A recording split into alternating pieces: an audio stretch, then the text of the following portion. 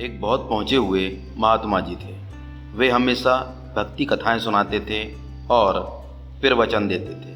उनका अंदाज बहुत सुंदर था और उनकी वाणी बहुत प्रभावित थी। उनको सुनने के लिए बहुत दूर दूर से लोग आते थे और उन्हीं में एक सेठ जी भी थे जिन्होंने उनकी ख्याति सुन रखी थी।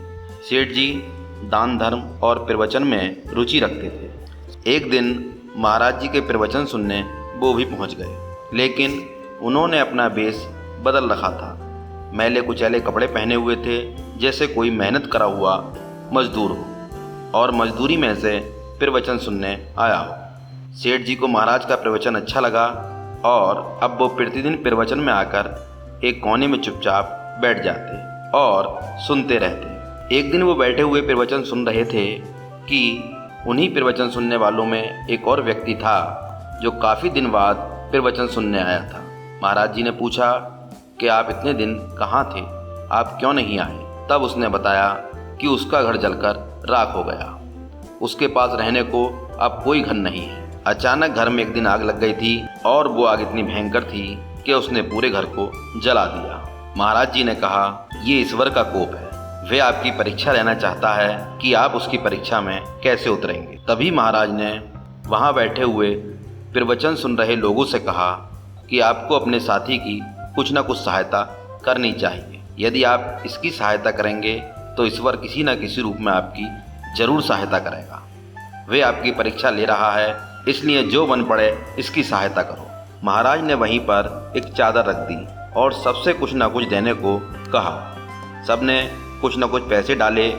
वहीं मैले कपड़ों में बैठे हुए सेठ जी ने 10,000 रुपये दिए। सेठ जी के 10,000 रुपये देने पर सबकी आंखें फटी की फटी रह गई। जिस आदमी से कोई उम्मीद नहीं थी, उस व्यक्ति ने 10,000 रुपये दिए। प्रवचन सुनने वाले सब समझते थे कि वे कंगाल और गरीब पुरुष है जो अपनी हैसियत के अनुसार पीछे बैठता है। आज सभी ने उसकी दानशीलता की बहुत प्रशंसा की। सभी सेठ के बारे में जान चुके थे कि एक बहुत बड़ा सेठ है।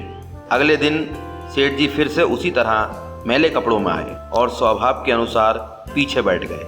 सेठ जी को देखकर सब लोग खड़े हो गए और उन्हें आगे बैठने के लिए स्थान दिया। इस पर सेठ जी ने मना कर दिया और कहा, भाइयों, यहाँ मैं महाराज के प्रवचन सुनने आता हूँ, मुझे स्थान की कोई आवश्यकता नहीं। तभी महात्मा जी बोले, सेठ जी आप यहाँ आइए, मेरे पास बैठिए, आपका स्थान पीछे नहीं बल्कि मेरे पास है। महात्मा जी की बात सुनकर सेठ जी ने उत्तर दिया, महाराज, सच में संसार में धन की ही पूजा है। आम लोग तो भौतिक साधनों से जुड़े हुए हैं, लेकिन महाराज जी आप तो संत हैं। मैले कपड़े वाले को अपने पास बिठाने की आपको तब नहीं सोची, बल्कि जब आपको मेरे धनी होने का पता चला तभी आपने मुझे अपने पास बिठाने को कहा। महाराज, माया को माया मिले कर कर लंबे हाथ, तुलसीदास गरीब की कोई न पूछे बात। महाराज जी, आप भी माया के प्रभाव में मुझे अपना रहे हैं, क्या ये सत्य है या कोई और कारण है? महाराज बोले, आपको समझने में फेर हुआ है।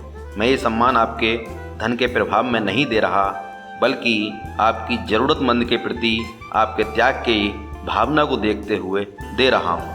धन तो लोगों के पास होता ही है, दान का भाव सब में नहीं होता। ये भाव केवल किसी किसी में होता है और इसी भाव के कारण मैं आपको ये सम्मान दे रहा हूँ। दोस्तों, बात सच है, त्याग और अपरिचितों के प्रति दया का भाव मनुष्य को विचारों से संत बना देता है। परोपकार से बड़ा कोई धर्म नहीं, इसलिए इसके धारण करने वाला मान प्रतिष्ठा से युक्त, यशस्वी और आदरणीय हो जाता है।